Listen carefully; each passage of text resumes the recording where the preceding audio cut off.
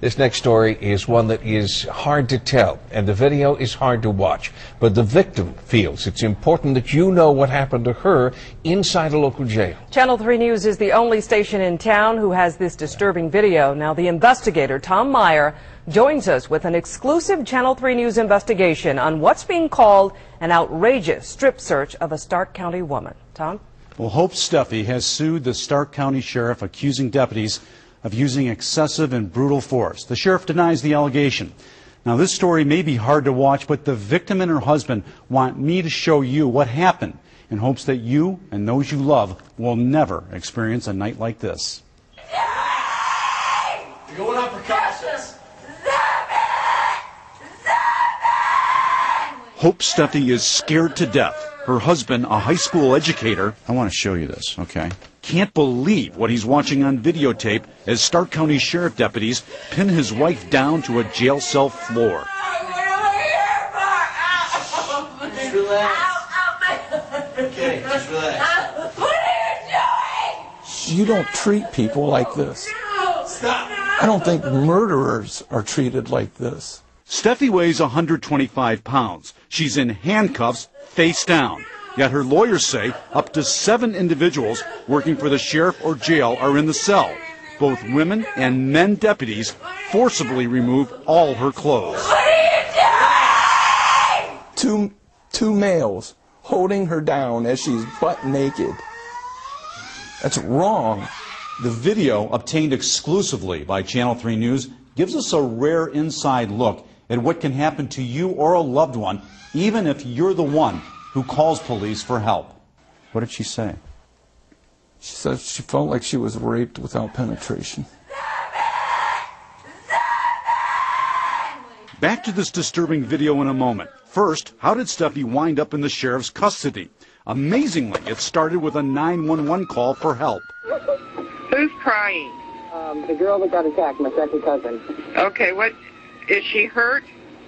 She has a cut on her nose that's bleeding, and there's a patch of hair on the ground beside the car.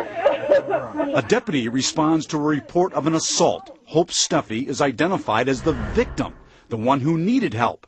But when help arrives, things get even worse. Hope was not treated as the victim.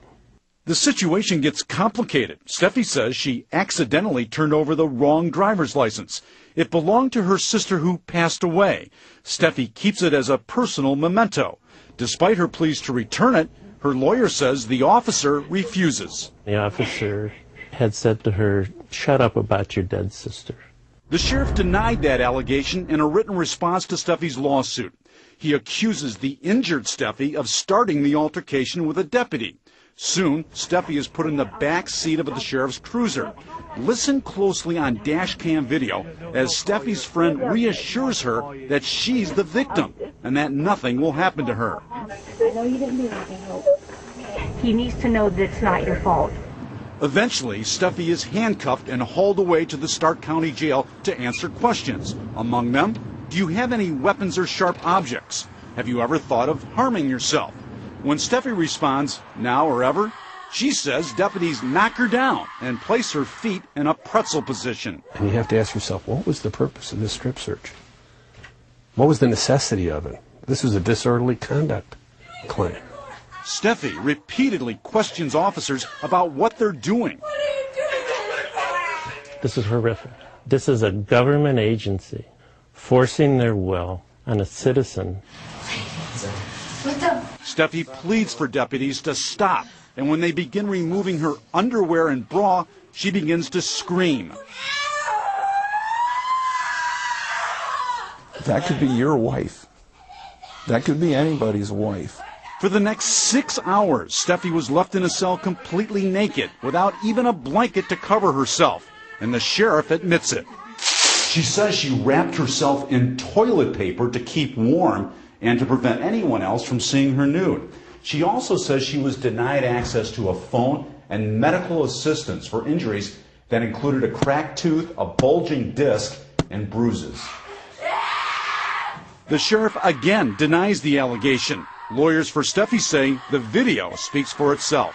The force used was completely unwarranted. Her lawyers say this is a strip search, and the sheriff's own policy says Officers conducting the search must be of the same sex. Clearly, in this case, men played a key role. The last two individuals to leave that cell with her completely naked were both men. What would any woman fear?